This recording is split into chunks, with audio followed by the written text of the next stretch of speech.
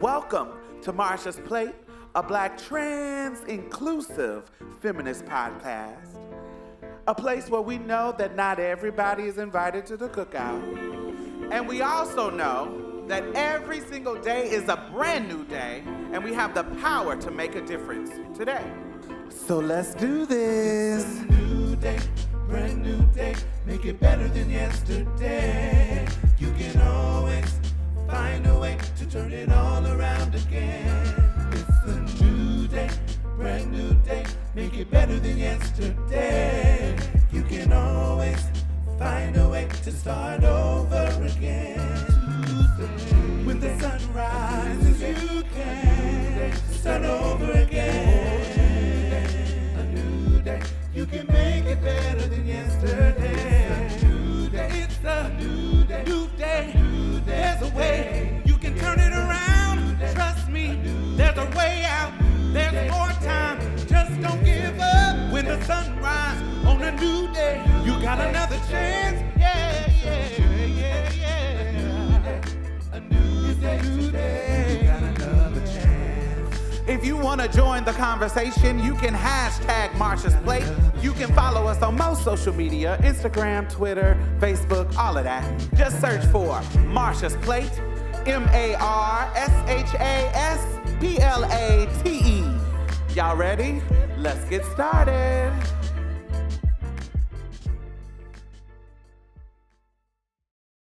Hey, what's up, y'all?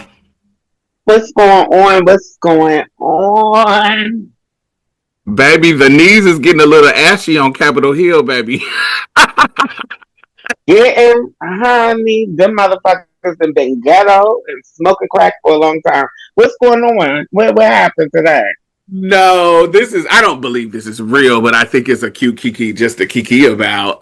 So, you know, they done one of the people done released the files from Epstein, emails from Epstein, not the Epstein files, but emails from between Epstein and his brother.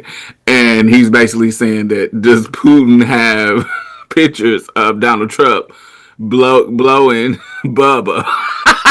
And everybody is running with the idea that Bubba is Bill Clinton because that's his old nickname.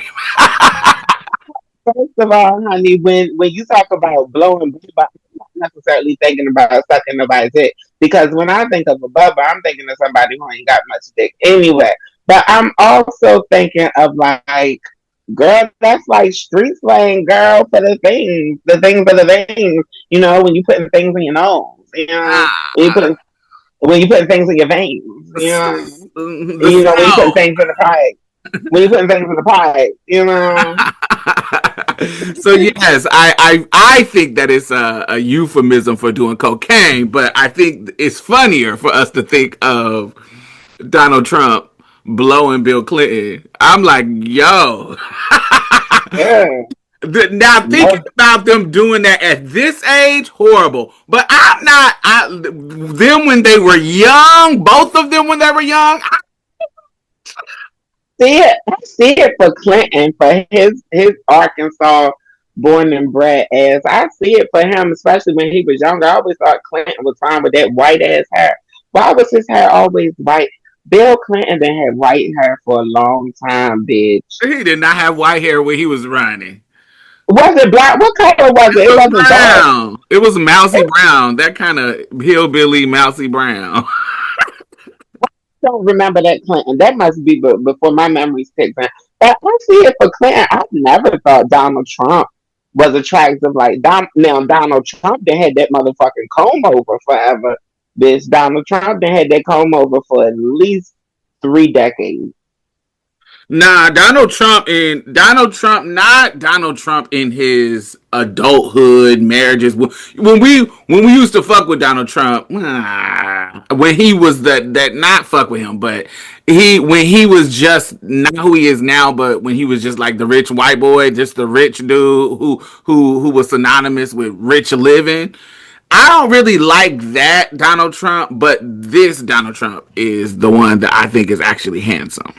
This age, And see that was before my time, sis, and I feel like that was before your motherfucking time too. I don't think you was even alive when Donald Trump looked like that. No, I was not. But old Bill Clinton, young Bill Clinton, and this Donald Trump, if they was shucking and jiving during that time, I'm like, I would like to watch. Honey, Donald Trump ain't never had no dick, though. Honey, I'll tell you one thing that ain't changed is the size of that meat, honey, and the way that He's thing not looked the like one a getting volcano. sucked though. Feel like, ew, that even destroys my fantasies of Bill Clinton. Adding Trump to the mix. I was kikiing on my Facebook because I was like, damn, if this is true, like I said, I don't think it's true. We just talked about it, a kiki about it. But if this is true, it would be like super, super proof that you do not need to ride or die for niggas. Because Hillary Clinton, baby, not only did he embarrass you with cheating on you with getting some head from a younger woman, that not only the younger woman still look fucking good, because if you ain't seen Monica Lewinsky recently, that bitch still fine.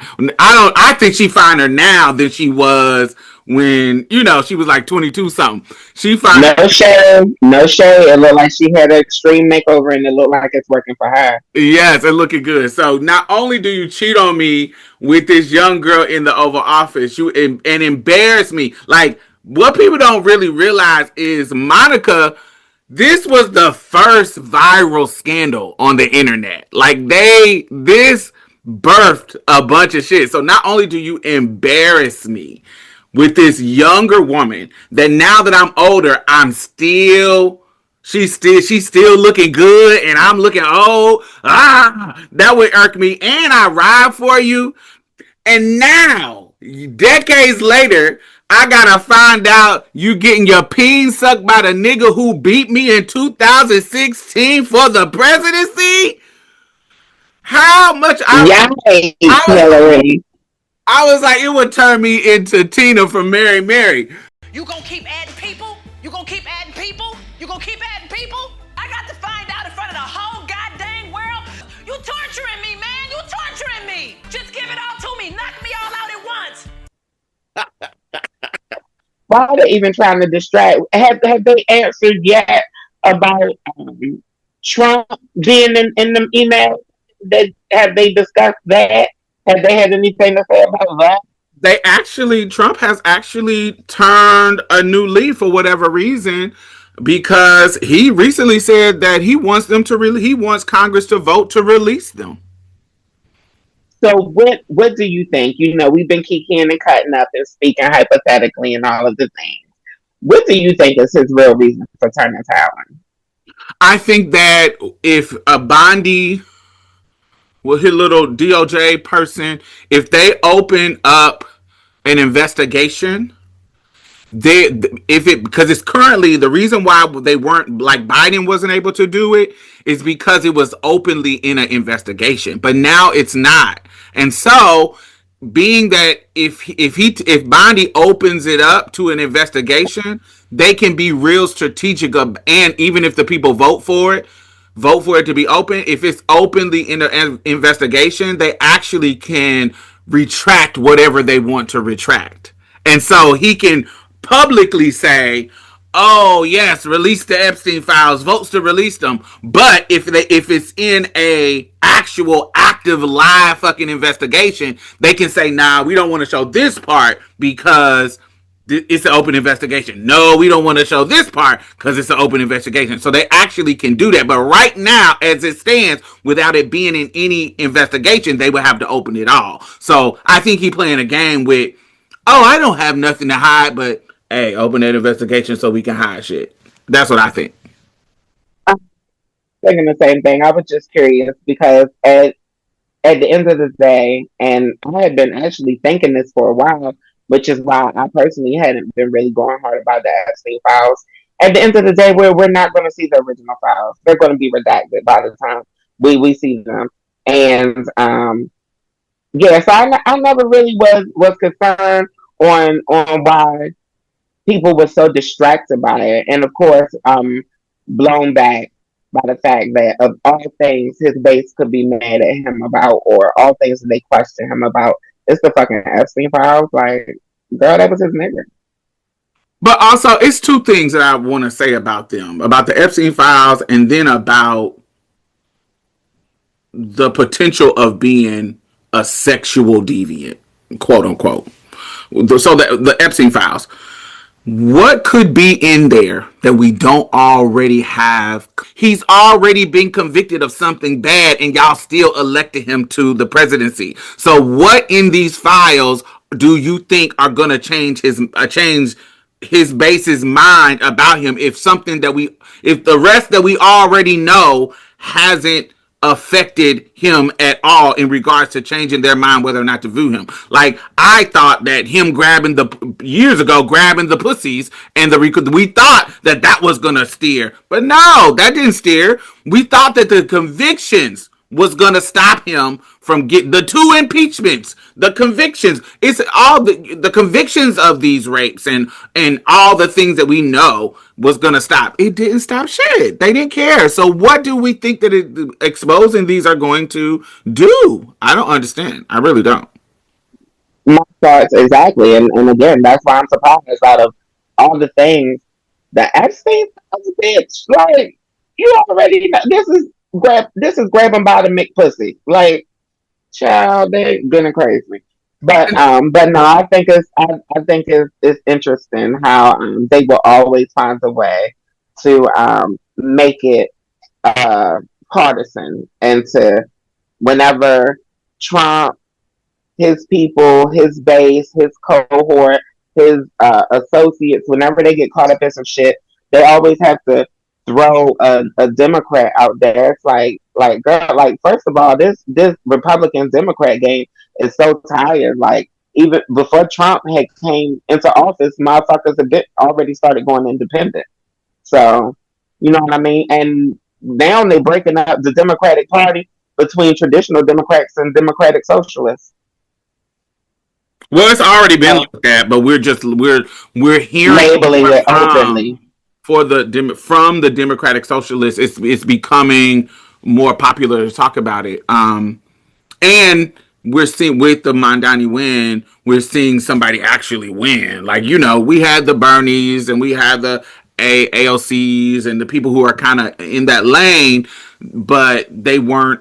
Of course, ALC was winning in her district, but but they weren't putting up a fight to be a presidential candidate. Right, exactly. Yeah, I get what you're saying. Absolutely. No, I agree wholeheartedly. Let me ask you this. So back to the Trump giving cap. Aside from it being a kiki, I find it like Freudianly homophobic for people to always imply that the villain has to be gay or has to be undercover gay or like, even I see this even with like DL niggas or DL people will say, the loudest dude. The loudest dude about homophobia is usually the one that is. Oh, you know, I'm one of those girls. You know, that's something that we disagree on. You know, I'm one of them girls that'll do that. And I think that does something. I think that is a internalized homophobic take, because it's not that I don't know men like that who is like, oh my God, I'm so angry and violent, and oh man, it's because I want to suck some dick. It's not that I don't experience people like that or know people like that, but I also know that you don't need to be homosexual to be homophobic. You don't need. I know some people who have not had homosexual experience, who do not have homosexual fantasies, just because it's the default of our culture to be homophobic, and they are just homophobic. It's not them being low. It's not them being anything. They are just homophobic, and I think we like to default to, oh, they're secretly gay, and I understand that, but I also feel like that is why I don't want Trump to be a part of the LGBT. Well, even if we find out that he even sucked 500 dicks, we're not claiming him. But I do, before we breeze past that, I do want to speak on my stance. For me, realistically, Donna, I think you know that I'm more more civil-minded or have more common sense to know that every homophobe ain't a secret homo. You know what I mean? Ain't a closet queen. But for me, I purposefully push that narrative because I want to shame homophobes. And what better way to shame a homophobe than with something that they think is disgusting? You're a faggot, bitch. But no, I think I hear what you're saying. For you, is it a thing where you feel like people are associating something else negative, creating another negative connotation with homosexuality and queerness? Like it's our closet people causing the problem, as if cisgender people don't do that. Like if cisgender people are just cool with gay, they have to be some secret closet repressed faggot to be negative towards us. And I'm like, no, they can be a simple regular straight motherfucker that just hate us, and they don't need to be undercover. They don't need to be anything like that. And I think it's just kind of weird. I mean, sometimes it be our damn parents. Talk about a regular motherfucker. Sometimes it be the motherfucker who raised you, who hates you the fucking most, and that still blows my mind. Still seeing that even today in 2025, that people disown their kids, and that's why I'm a fan of Judge Mathis, because that's one of the platforms he speaks on. He speaks specifically to cishet Black men about accepting your LGBTQ plus children as they are and not how you want them to be. I love that.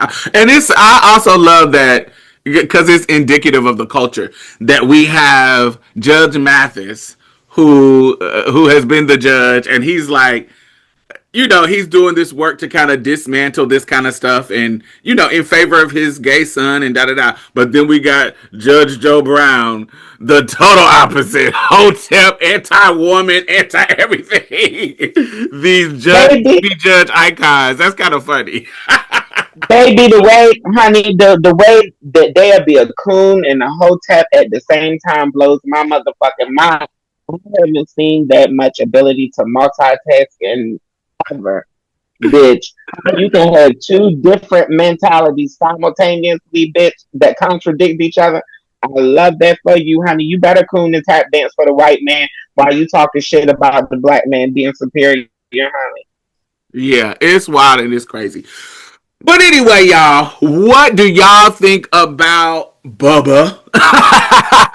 What do y'all think about the knee pads getting oiled up, getting their good work in on Capitol Hill? What do y'all think about the Epstein files? What do y'all think about what's going on? Let us know. Hashtag Marsha's Plate. Hashtag MARSHASPLATE.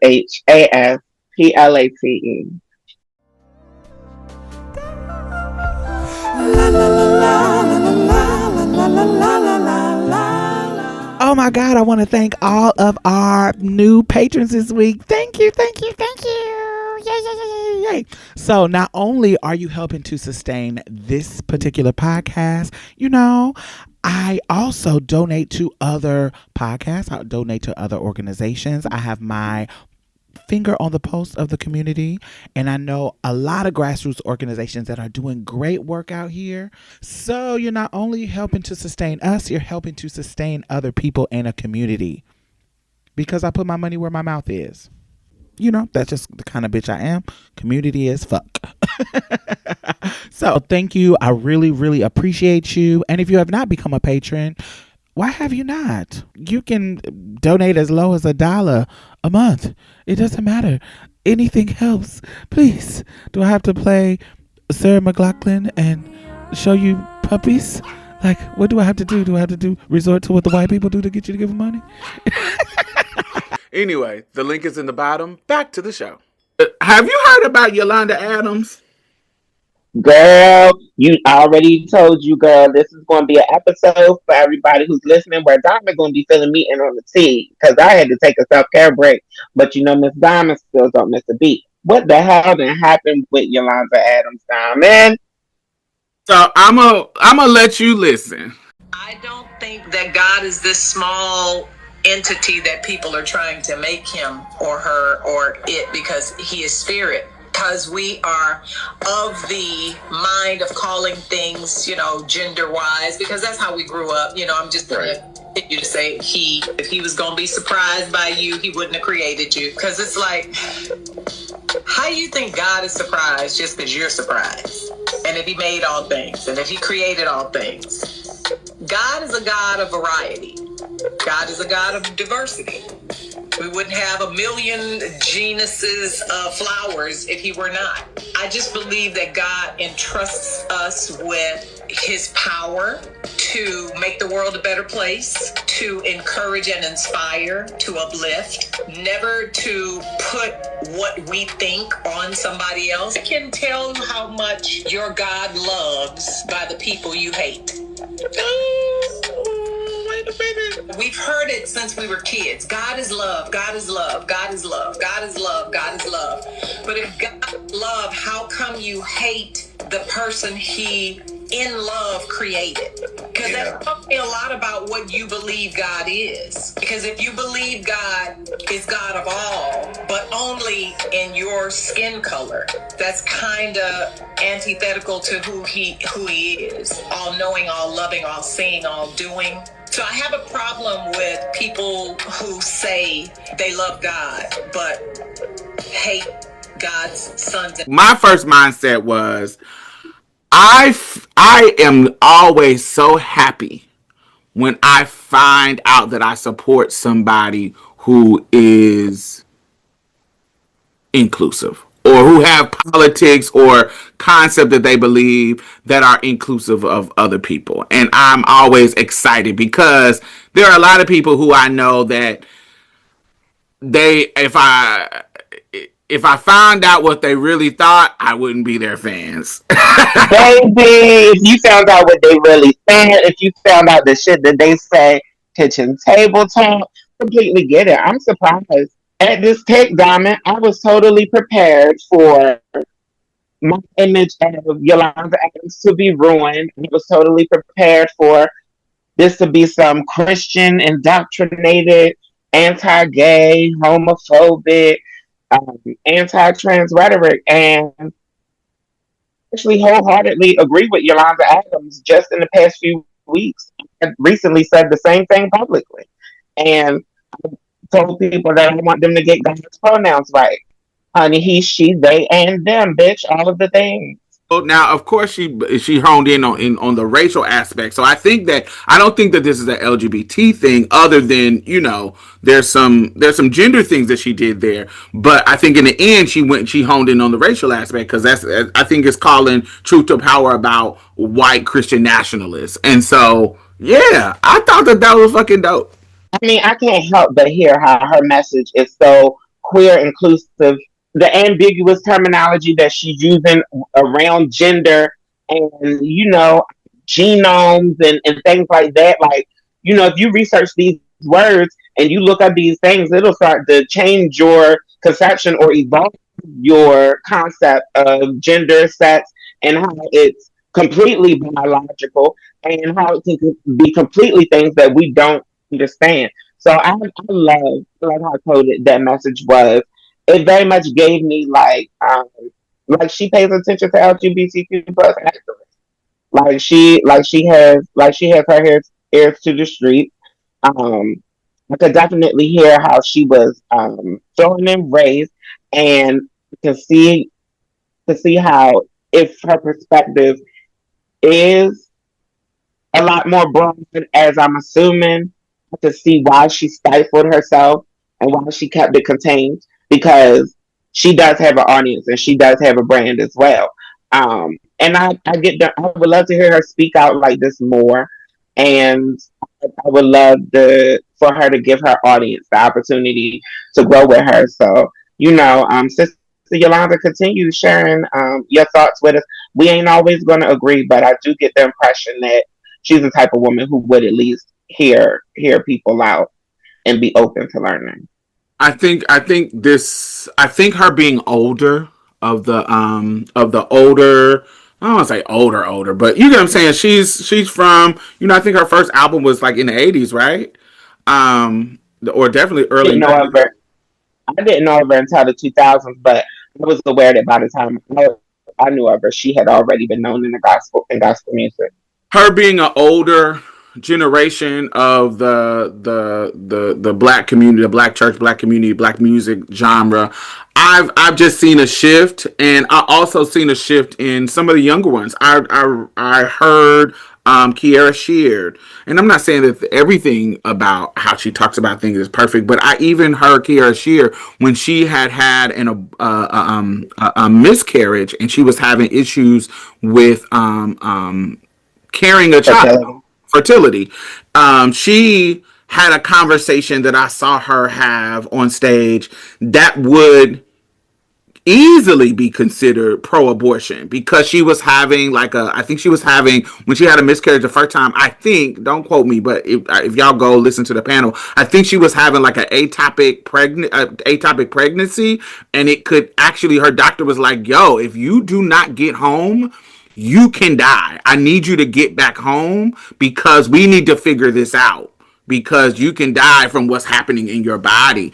And it was during the time when, you get what I'm saying, she was in a position where she could need it for the health of herself, need an abortion. And she was, and for her to be a church girl and talking about this publicly, where it almost a pro-abortion chance or pro-choice, especially in certain circumstances. We need this medical care, and it's really on we got to consider this medical care. I thought that was a powerful stance for her to take as one of the younger generations kind of coming up. And so the whole conversation kind of shows a shift in the old guard and people being bold in regards to how they talk about things, and I think it's powerful.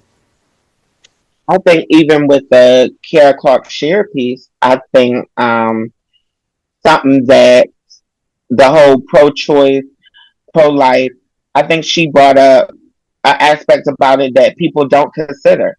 You know, even with the terms pro-choice and pro-life, it's all about the fetus. It's all about the potential life. It's all about the offspring. But she's bringing up the idea where you have to consider the juxtaposition of, when does the baby's life matter and the mama's don't. You know, pro-life in regards to the mother, not just the embryo. Yeah, you being pro-life regarding a potential offspring, but you're not being pro-life regarding the mama. You're not considering her circumstances. You know, even with the fact that there are still places in this country where you can be forced to keep the offspring from a rape. You know what I mean? And that, I mean, to me, that is, I mean, because where was the pro-choice for the mama? You know, where was her choice in even consenting, right, to interaction that could result in pregnancy? But no, I'm glad that the church folk is going in this direction. You know, I remember even when we talked about Kim Burrell, and you know, I was throwing my shots, honey, because she said SIN, not LGBT. But anyway, even with her, the fact that the gospel community and the church community forced that apology out of her, or seemingly forced that apology out of her for her to receive that award, at the end of the day, even if that's what happened, they still did it. For a very long time, they have been putting people on pillars and pedestals for being homophobic. And the idea that now I'm going to gatekeep you, or I'm going to blackball you, or I'm going to extort you because of your homophobia, I think is sadly steps in the right direction toward equality, and to them seeing their Christian brothers, sisters, and siblings who are LGBT and or Q. This is a time that we need people to be bold in their support of us. Previous times, for the past 10 years, 10, 15 years, we had it was almost kind of good.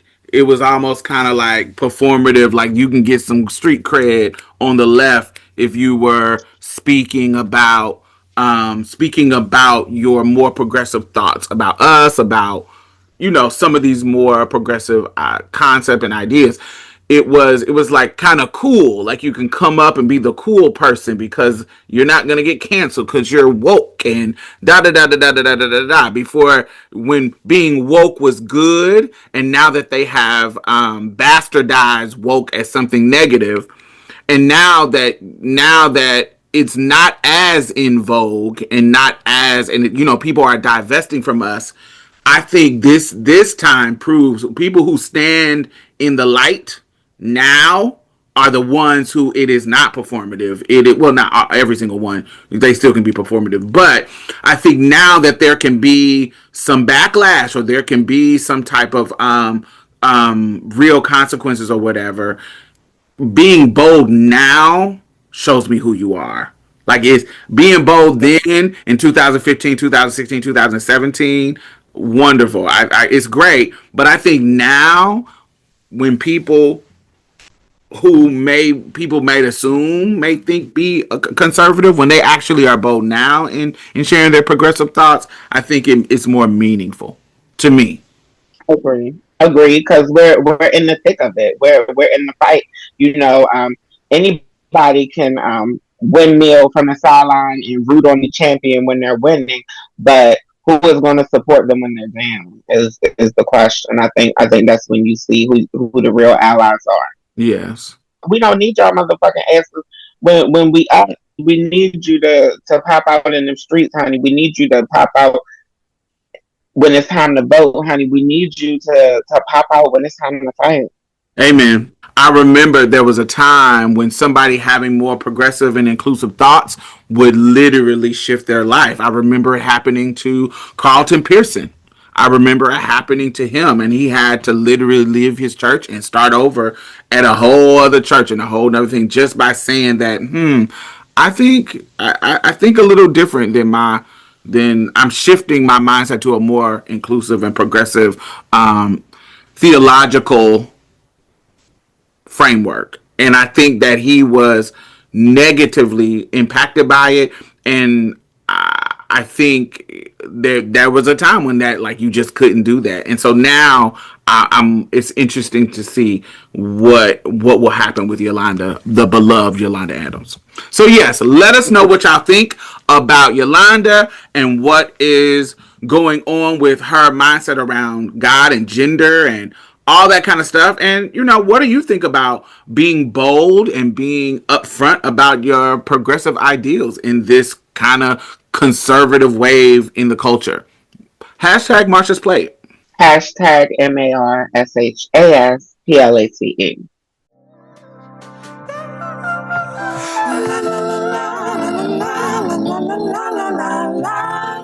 So speaking of kind of progressive leadership and progressive stands, Pope Leo is, like his predecessor and many more, pro-immigration. He has criticized the inhumane treatment of immigrants, particularly in the United States, and linked it to this kind of broader concept of being pro-life. Like, since we are Christians and we are Abrahamic religion, just like Bree just talked about. If you pro-life, then why are you not caring about the life of the living? And that also includes mothers, like Bree said, and it also includes immigrants who are looking for refuge, who are looking for, a home that is better. And literally, since we're talking about the word in the Bible is very specific, very, very specific on how you treat immigrants. It's like very clear. So Pope, definitely. I mean, one of the brandest narratives of the Bible is to let my people the fuck go. Honey, and welcome and hospitality and being welcoming and being a good host and being a good neighbor and being a person who is nice and welcoming and warm to strangers. Like, it's literally it is a revolving. It is a revolving narrative, and I mean, and again, it's even pointed out. It's pointed out to not judge people based on creed. Judge them based on their heart and how they treat others. But anyway, what did the Pope do? I know he's pro-immigrant and all the things, but where has the Pope been said this time? You know they already halfway don't like him because they think he got some nigga blood. Well, he just recently made it very clear that that's his stance. Previously he hadn't really talked about it yet, but this is one of the times when he has talked about it, and and just condemning how the immigrants are being treated around the world, but specifically the United States. Yeah, and I just wanted to talk about it because, first of all, the scripture says the foreigner residing among you must be treated as your native born. Love them as yourself, for you were foreigners in Egypt. This is Leviticus 19:33 to 34, which is quite interesting because the Christians love to bring up Leviticus 18:32 against the homosexuals. And so right after right after that scripture that y'all use to condemn homosexuality in Leviticus, there is literally a scripture, the next chapter 19, that says you are supposed to love and treat the foreigner, the immigrant, like yourself, like native born motherfuckers. So it is directly hypocritical for you to be treating the immigrants bad, treating the homosexual bad, but then treating the immigrants bad when it's scriptures that's telling you total opposite. It is hypocritical to do that. So I wanted to point that out. Yet again, like, I don't understand the mental and emotional gymnastics these people have to take to come up with this miles, baby.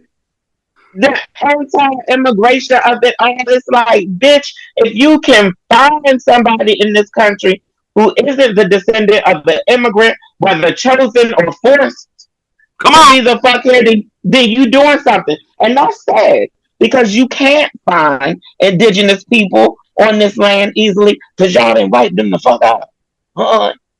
And now you don't want them to come back for their shit. I'm so confused.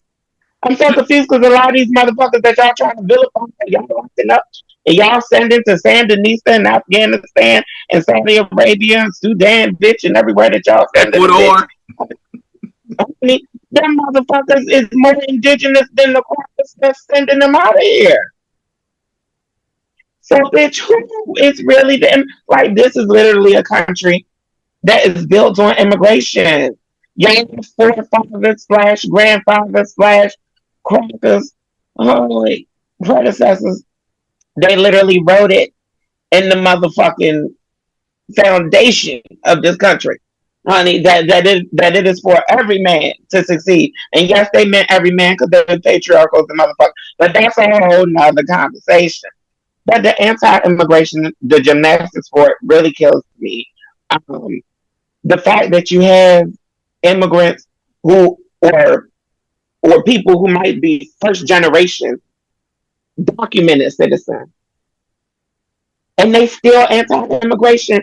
And it's like, girl, now you want to go, Abuela is back in El Salvador. Girl, I can never get it. I can never understand, but I would love for the crackers to go the fuck back to Europe. Honey, I tell you that. Honey, if it's any immigrant I want up out of this bitch, honey, it is the white supremacist cisgender white man. Honey. Like, I'll never understand the problem. I'll never understand. White women, I don't take them too serious, because you throw some black or some Latino dick up in them, bitch, and they didn't change their whole religion. But the white men, I can't stand, because they'll be fucking the girls, fucking the boys, and they still condemn homosexuality and trans identity in the same way. What I also wanted to bring up, because we're talking about the Pope and we're talking about, this pro-immigration stance, and, just like a checking what's going on in this country with these white nationalists. Cause y'all don't fucking praise God. Y'all praise white supremacy. Those are the fuck y'all praise. But anyway, just kind of checking them in regards to that. I don't want to say this is contradictory. It's not contradictory, but it is interesting. It's an interesting, nuance. So he recently had a lunch for the poor, which is a lunch that they have commonly. and a group of 48 trans women attended the Vatican's annual lunch for the poor with Pope Leo. And this is this isn't super special. This is but special with that number of trans women. But it's a continuation of a tradition of the Pope, not specifically Pope Leo, but the Pope in general, inviting members of the LGBTQ community to this luncheon. But what I find quite interesting, and I think this is a euphemism for even us as Marsha Plate in the foundation of why I created this platform. In the past years, no trans woman has been seated at the main table with the Pope.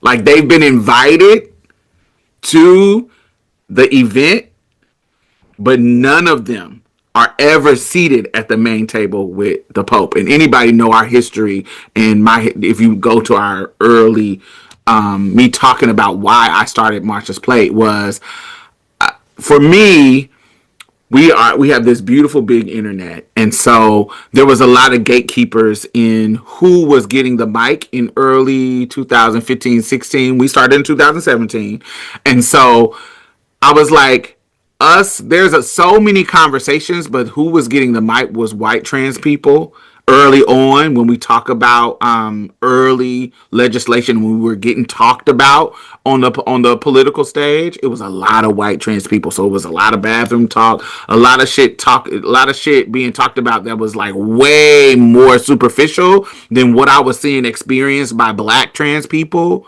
And I was like, yo, y'all talking about bathroom, but I got trans people out here that need housing, that need healthcare, that are being discriminated against at work. It's so many deeper conversations. Shit, I'll go piece on a tree if you give me healthcare, housing, and a good job, child. I'll piss wherever you want me to piss with all those care things.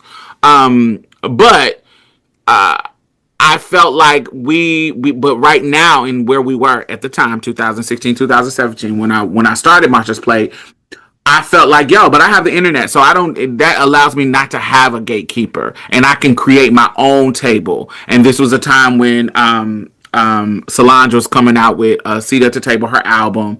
And so I was like, what the name could be of the podcast? And I was like, Marsha's Plate. Marsha being the most iconic black trans person in history to me. And a plate. A seat at the table. So Marsha's Plate. This is my offering to community.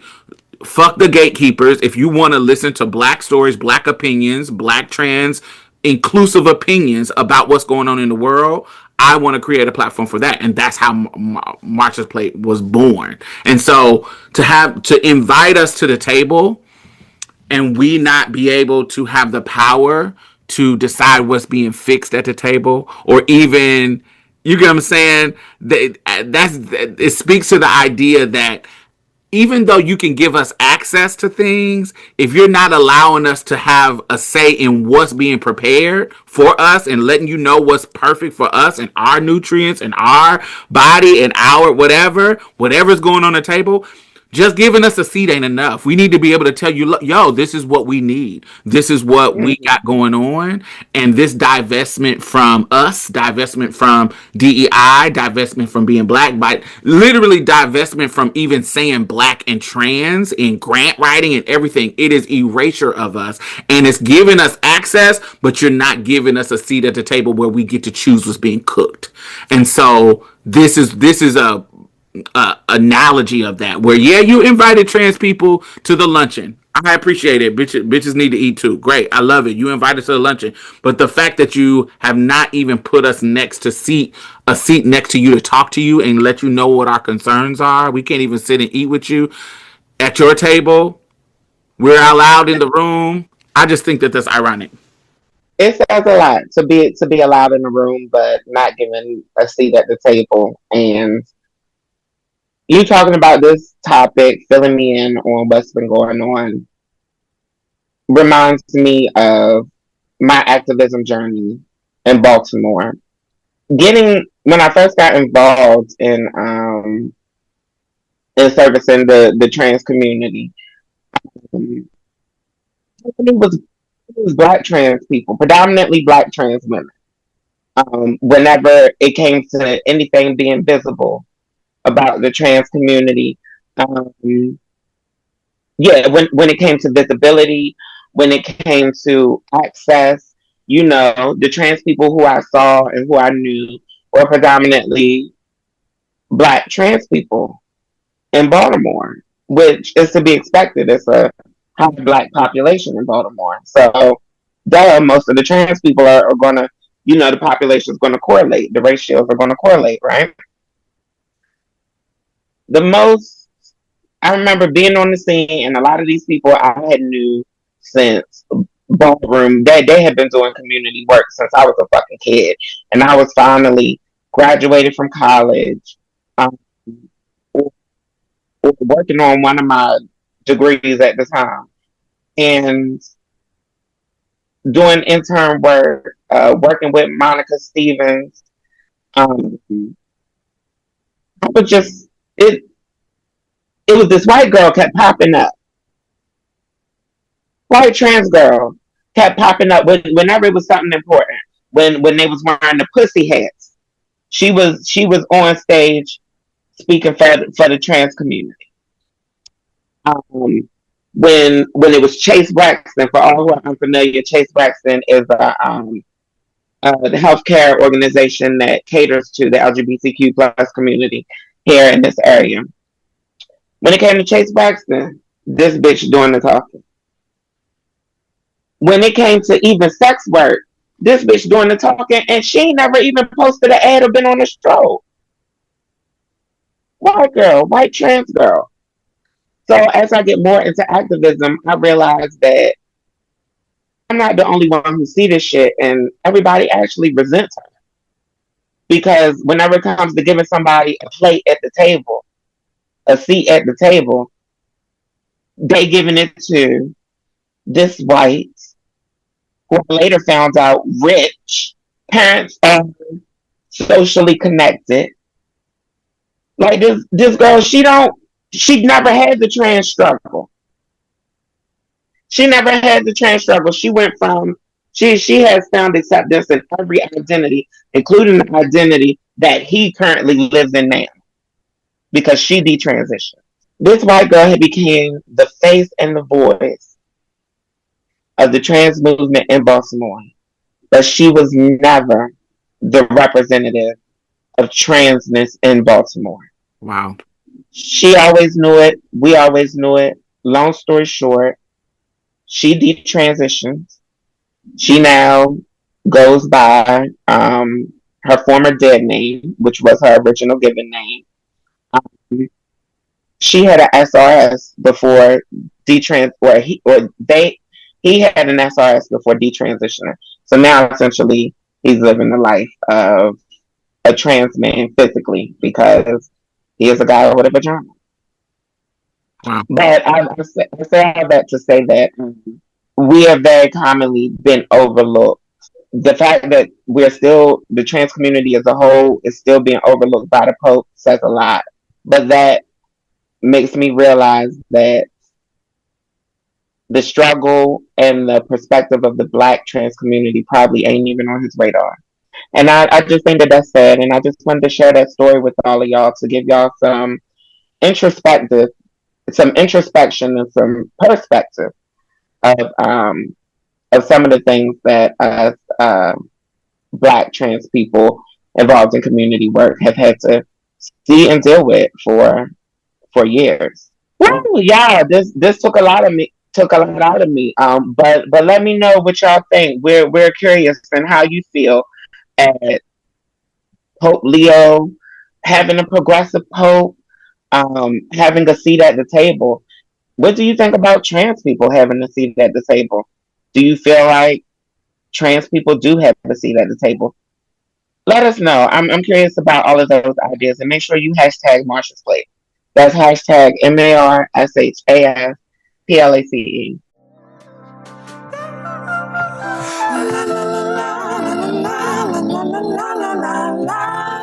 All right, so We have an update on the passport lawsuit. Let's listen What they to saying? Zaya. And a lot of you guys have been asking me, so today I have a disappointing update in my lawsuit against the presidential administration. Recap, as you may know, at the beginning of this year, I applied for a passport, and the current president's administration gave me a male passport because I'm transgender. So I sued the president, along with 6 other people. We were represented by the ACLU. It took a few months, but we won. The Trump administration was ordered to give me a female passport, and they did. I got it. But here's where the issue is. A lot of y'all may have been seeing this over the past few days. So what does this mean? So after we won the preliminary injunction in our lawsuit, which is where they were ordered to give us passports that accurately reflect our gender identity, we then filed a class action on top of it because we want this to apply to all trans people, not just the ones who sued. And class action status was granted by a federal judge. So for the past few months, all trans and non-binary people have been able to get passports with gender markers of whatever they choose, thanks to our lawsuit. But of course, the president's administration appealed this in the lower court, and they requested that the Supreme Court put a stay while the appeal process is going on in the lower courts. And just a few days ago, the Supreme Court granted the Trump administration a stay, which means that now, temporarily, the class action is no longer in effect, and passports can only say male or female based on how you were assigned at birth. But this is just temporary. I know a lot of people think that the Supreme Court's decision was like permanent and that's it, but no, the lawsuit is far from over. Yes, the executive order is back in effect and trans people can no longer choose the gender marker on their passport, but this is only while the lawsuit is still playing out in the lower appeals court. So now we're just waiting to see what happens. I don't know how long it's going to take. It could drag out into next year. And if we win in the appeals court, it could go back to the Supreme Court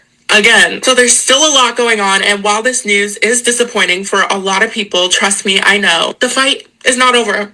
We're not done. Also, we're still waiting to see if the president's administration is going to start revoking passports from people who got it under the class action. We don't know how this is going to play out, so keep holding on to hope. I'm grateful that I was able to get my passport correctly updated, but I want everyone to be able to experience that. That's exactly what we are fighting for. So I will keep y'all updated. The ACLU posts updates as things happen as well. So yeah, I hope that kind of helps describe what's going on. I know there's still a lot of things up in the air, but that's all we have for right now. We're still out here fighting, babe. So that's the update. What's your thoughts?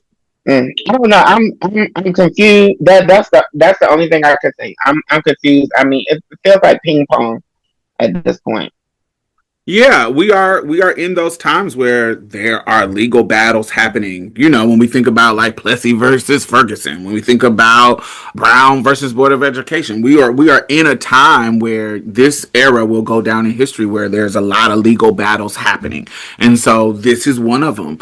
And so as we warned, the potential throat goat was going to get in office and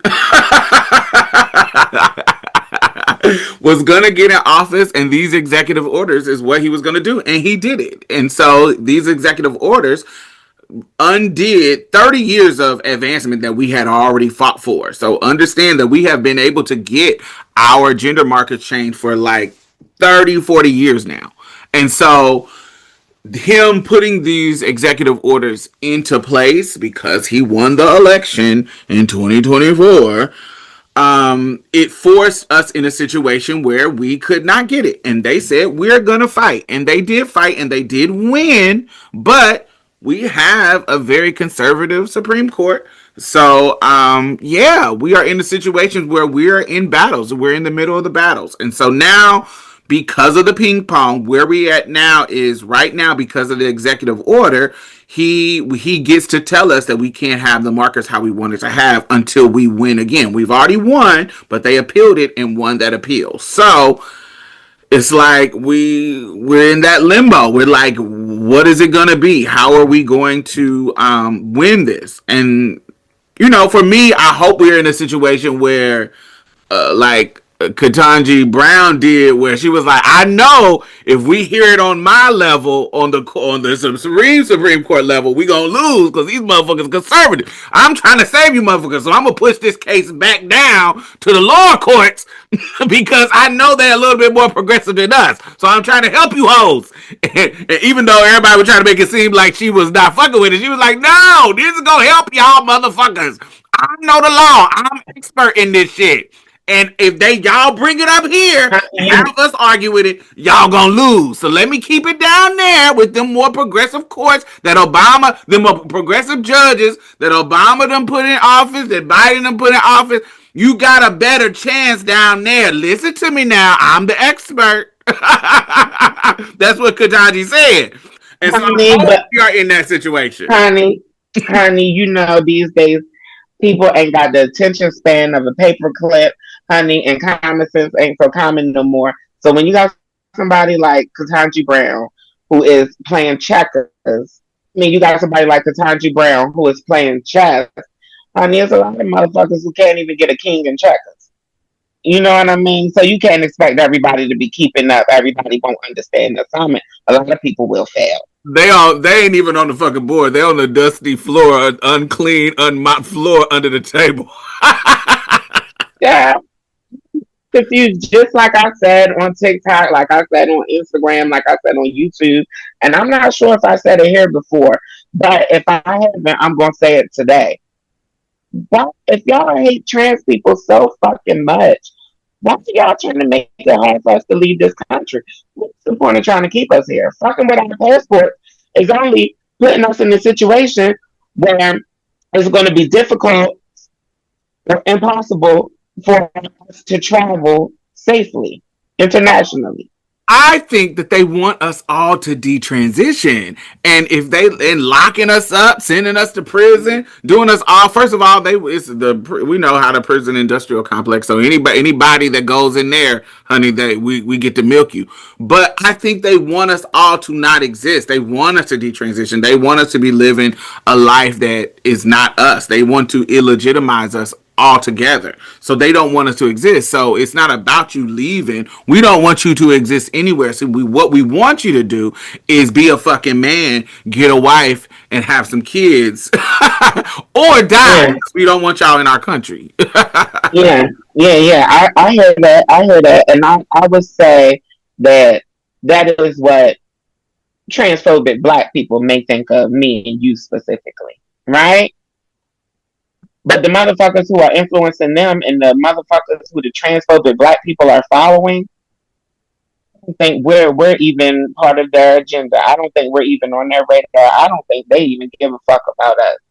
I think we're just caught in the crossfire because they want white trans people to detransition, get married, have babies, and continue replenishing their white supremacist population. I think that's what it is. And black, brown, or Asian trans people, we just caught in the crossfire.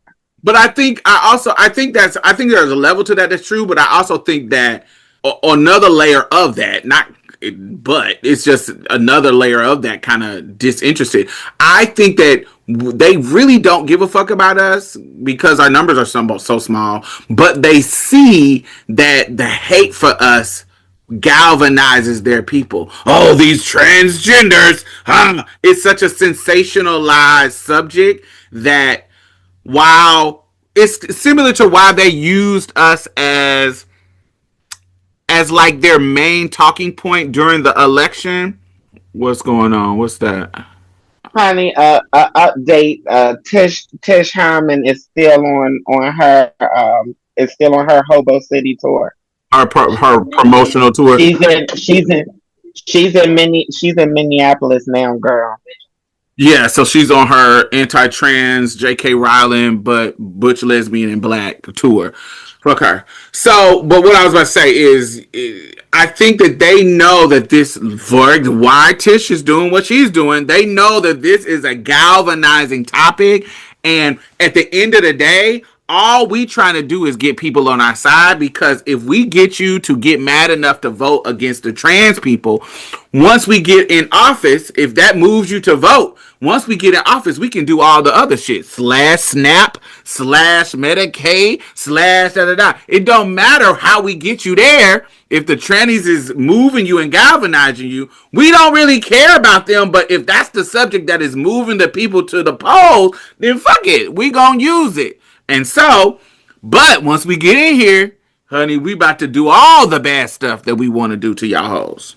So, honey, ain't no different than the price of motherfucking eggs, honey. Ain't no different than lying about the price of motherfucking eggs. To most of these politicians, honey, we're just a talking point. We're just a talking point for them to manipulate you into getting votes, honey. And they're manipulating you for votes, bitch, because their candidacies and their stints as politicians come with a coin, whether you realize it or not. Honey, they call them donors. yep. Lobbyists and donors. Baby. And meanwhile, honey, to all of the cis and the het people who appreciate us, y'all sisters is being thrown out here to the wolves so that they can manipulate niggas into going against other niggas, essentially. I really, part of me is like, God, I wish the old days when y'all wasn't even paying attention to us. I swear to God, I have been thinking the same exact thing. I swear, like, I've been questioning whether we really did have it better being those people who lived in the shadows, whether we really did have it better being the invisible people. You know, I understand, but I'm not gonna run with it. I want us to be free. Of course not. Yeah. Of course not. Of course not. Of course we should be free and we should have the representation, and people like me and you ain't gonna stop fighting. But there are times that I think about how there were times that I didn't have to think about being trans.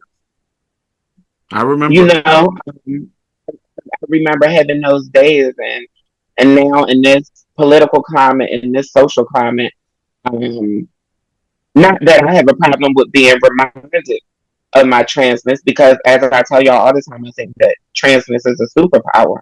And it's not, wait. It's not that we didn't have to think about trans, because we did have to think about ourselves being trans in our interpersonal community, but we did not worry about the state pointing their eyes. Now it's a target. Now it's always negative. I remember a time when my transness was brought up or acknowledged or recognized. It was because I was finding other trans people, or it was because it was in an environment that celebrated people because of their transness. You know what I mean? And now, every day that I see trans people in the news every day. Mm-hmm. But now every day in the news, I see misinformation and vilifying trans people. Villainizing us just simply for being. Yeah. Well, yeah. Let us know what y'all think. Hashtag Marsha's Plate. Honey, hashtag MARSHASPLACE.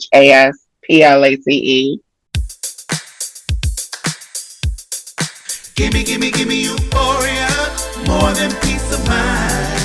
It's the joy and space to change the tide. Gimme euphoria, more than peace of mind. It's the joy and space to change the tide. Gimme it's a feeling and a high you never come down from. Whoa. What is bringing you euphoria this week? Well, for who tunes in, I know y'all probably thinking, this bitch told us that she was going to be upgrading the studio and upgrading the scenery, and bitch, all I'm seeing is white walls, bitch. What is going on? Well, I'm currently on location. I am shooting on location on the West Coast in LA. I mean, I just love people. I love traveling. I love seeing how love to people watch. I'm a social scientist. Like I'm obsessed with this shit. I'm obsessed with you motherfuckers and how y'all move and navigate the world. And a part of my obsession with people is seeing the different mentalities and seeing the different ways of life based on coast. And so just being here in LA, the scenery, you know, how it goes from bonsai tree to palm tree, all these little things living in the moment per usual. I'm just appreciating. You know, Tony told me it never rains in Southern California. That Tony asked live because it is raining here today. But even still, it's not like the rain I'm experiencing in Maryland. And, and it's interesting seeing people navigate rain out here because it's not as common as it is back home. But no, I'm out here working. I'm booked to be out here. So I'm feeling euphoric for many reasons, honey. You know, anytime a girl is getting seen and or getting paid and or getting flued out, honey, it's a euphoric time for me. Girl, now, Yeah. what's bringing you euphoria? Oh man, so I was watching some of the speeches at the Academy's Governor's Ball. First of all, you know I'm a fashion girly, so I was watching the fashion. I don't really care about the rest. But in my process of looking into the fashion, because we're gonna have a new episode of Chasing Threads soon, so I'm kind of in my fashion bag, and so I watched Debbie Allen's speech, her acceptance speech, and I was actually moved. It was a beautiful moment with her and Debbie Allen. So her and her sister, and she was getting her first honorary Oscar. And so anybody who knows the Debbie Allen and her history and her legacy and the door she opened for people, we wouldn't have a Misty Copeland if there wasn't a Debbie Allen. We wouldn't have in the way that we know it, a different world. The way that, you know, of course, Cosby is the one who created it, but It wouldn't have been a hit without Debbie Allen. To be fair, the season without Debbie Allen was a flop. When Debbie came in, that's when Different World became a hit. Right, because she added that HBCU flavor because she went to an HBCU, and her genius in regards to it just she has been a staple on Broadway. She has been a director icon in Hollywood. And just a black cultural icon. Just her and her sister are just one of those older women who we have seen growing up in different capacities in the arts. And so if there's anybody who deserves an honorary Oscar, it needs to be Debbie Allen. And so her speech moved me. Like she talked about her sister. She talked about even like Tom Cruise, you know, he's a Scientology weirdo, but she was discussing him and Steven Spielberg, and you just see all the people that she has worked with and trained her and who she pushed to be better and who pushed her to be better. And she just had this beautiful, thoughtful speech, and she's just showing how just what she poured out and what she got poured into. You saw her family, her peers, and even Cynthia Erivo is the one who introduced the award to her, and just the powerfulness of her. And first of all, she looks sickening. She always does.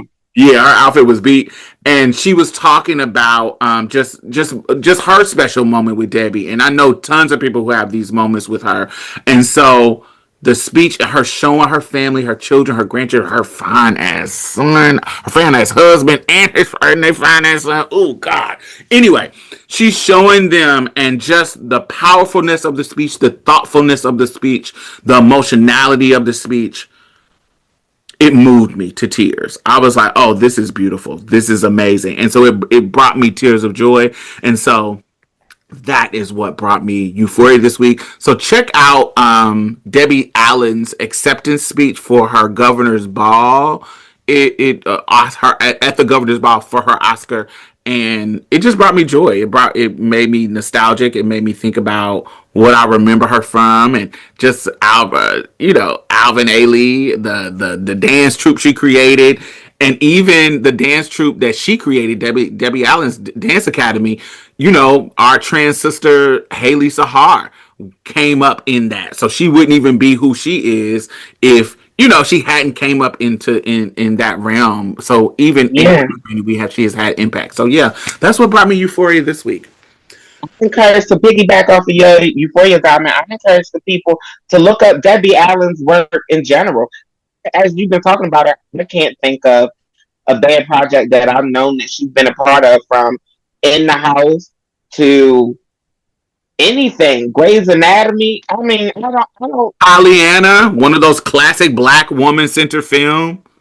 Can't think of a bad Debbie Allen situation, whether she was in front of the camera or behind it. Yeah. Check out her work. She is dope. So that is what's brought us Euphoria this week. Let us know what's bringing y'all Euphoria this week, and we will talk to y'all next week. Yeah, honey. We'll see y'all next week, honey. I'll be back home. The puss will be back home. All right. See you later. See you later, girl. Bye. Well, that's it. Thank you for coming and getting a taste of Marsha's Plate. You can listen to us on iTunes and SoundCloud. Make sure you leave a review because we really need those 5 stars, y'all. And go like our Facebook page and leave some comments. We'll be posting exclusive content every Thursday, so you definitely don't want to miss out. You can also follow us on Twitter and any other social media site at Marsha's Plate. If you'd like to donate or advertise with us, hit us up at diamondstylz@gmail.com. That's diamondstylz@gmail.com. And that's it for us, y'all. Bye. Bye-bye. You gonna say bye, Mia? Oh, bye, y'all. Every little thing's gonna be alright. Don't you worry about a thing.